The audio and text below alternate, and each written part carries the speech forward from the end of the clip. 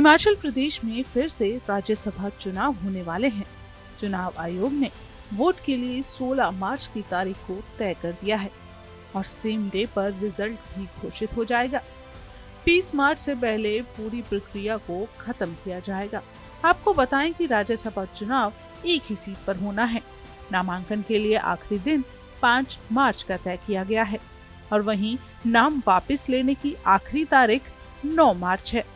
बता दें, बीजेपी सांसद इंदु बाला गोस्वामी का कार्यकाल 9 अप्रैल 2026 में समाप्त हो रहा है। बता दें, 2024 की तरह इस साल भी उलटफेर होने की पूरी संभावनाएं हैं, जिसके चलते कांग्रेस क्या और बीजेपी भी फूंक कर कदम रख रही हैं।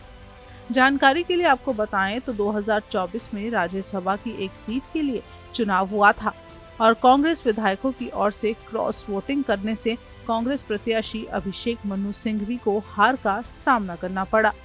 भाजपा की ओर से दिए गए प्रत्याशी हर्ष महाजन राज्यसभा का चुनाव जीत गए थे। वहीं क्रॉस वोटिंग के कारण मुकाबला 34-34 पर टाई हुआ था और लास्ट में पर्ची सिस्टम के जरिए भाजपा के हर्ष महाजन को विजेता घोषित कर दिया गया। लेकिन 2024 के इस राज्यसभा चुनाव ने चारों ओर राजनीतिक हड़कंप मचा दिया।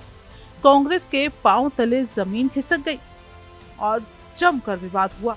आपको बताएं कि इस क्रॉस वोटिंग की वजह से 6 विधायकों की सदस्यता चली गई थी और इसके अलावा 3 निर्दलीय विधायकों ने भाजपा का दामन थामा था। उनकी सदस्यता को भी रद्द किया गया। उसके बाद उपचुनाव हुए थे और उस उपचुनाव में कांग्रेस ने जीत हासिल की थी। अभी फिलहाल हिमाचल प्रदेश के 68 सदस्यीय विधानसभा में कांग्रेस के पास लगभग 40 विधायक है, लेकिन भाजपा के पास केवल 28 विधायक है। संख्या बल के आधार पर ये सीट कांग्रेस के पलड़े में जाती दिखाई दे रही है। लेकिन 2024 के चुनाव में हुई क्रॉस वोटिंग की घटना के बाद इस बार भी मुकाबला दिलचस्प रहने की काफी उम्मीद है। हिमाचल से राज्यसभा की कुल 3 सीटें और वर्तमान में तीनों पर भाजपा का कब्जा है। हर्ष महाजन, डॉक्टर सिकंदर कुमार और इंदु बाला गोस्वामी। कांग्रेस की ओर से अब आनंद शर्मा, प्रतिभा सिंह और रजनी पाटिल जैसे नामों पर चर्चा चल रही है। वहीं नेता प्रतिपक्ष जयराम ठाकुर अपने कई बयानों में सुखविंदर सिंह सुक्खू और सरकार को धमकी देते दिखाई दे रहे हैं कि 2024 वाला हाल इस साल ना हो जाए, इसका ध्यान रखें। नेता प्रतिपक्ष जयराम ठाकुर तो सीएम सुक्खू की सरकार पर यहां तक तंज कसते हुए कह रहे हैं कि हिमाचल में जब भी राज्यसभा चुनाव आते हैं तो कांग्रेस के अंदर तनाव बढ़ जाता है। उन्होंने चेतावनी दी है कि अगर कांग्रेस के अंदर कुछ भी होता है तो अब वो भाजपा को दोष ना दें। आपको बताएं कि भाजपा सीधे तौर पर उम्मीद लगा रही है कि विपक्षी खेमे में असंतोष गहराता है तो वो इसका पूरा फायदा उठाएंगे और मुकाबले को रोचक बना सकते हैं। पार्टी हलकों में इसे ऑपरेशन लोटस के दोहराव की संभावना के रूप में भी देखा जा रहा है। बहरहाल भाजपा ने अभी तक अपने पत्ते नहीं खोले हैं, लेकिन माना जा रहा है कि वो कांग्रेस के आधिकारिक उम्मीदवार की घोषणा का इंतजार कर रहे हैं ताकि उसी के अनुसार वो अपनी रणनीति बनाए।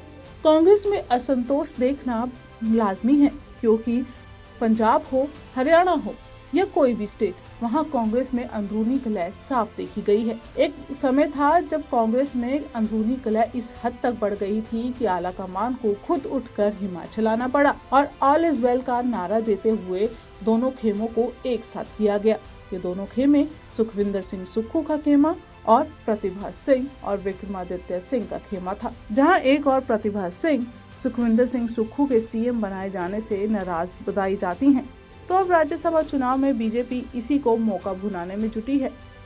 बीजेपी उम्मीद लगा रही है कि इस बार भी अंदरूनी कलह राज्यसभा सीट पर भारी पड़ जाएगी, लेकिन कांग्रेस इसके उलट ऑल इज वेल का नारा लेकर आगे बढ़ रही है।